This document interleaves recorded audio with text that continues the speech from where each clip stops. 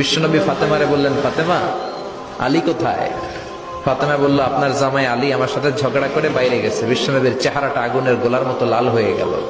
বিশ্বনবী ডেকে বললেন, ফাতেমা, তুমি বিশ্বনবীর মেয়ে হতে পারো, কিন্তু আলী তোমার স্বামী। আলী যদি তোমার উপরে নাখোশ থাকে, জান্নাতের দরজা তোমার জন্য খুলবে না। কোথায় গেছে আলী, কোথায়? বললেন যে মসজিদে নববীতে গেছে। বিশ্বনবী যে দেখলেন বালির উপরে আলী শুয়ে আছে।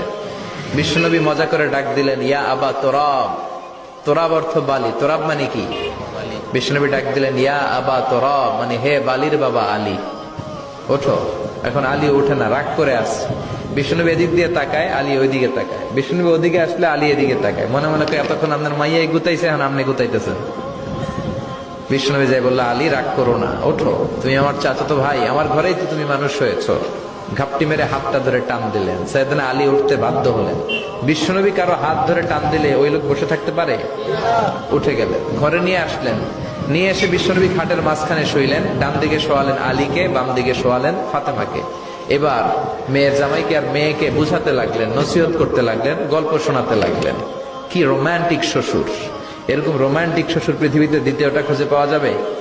সুবহানাল্লাহ পড়েন। বিশ্বনবীর কাজই ছিল ঝগড়া লাগলে এরকম মিলায়া দেওয়া। কি করা? মিলায়া দিবেন। সমাজে অনেকে আছে ঝগড়া লাগলে আরো লাগায়া দেয়, আছে না নাই?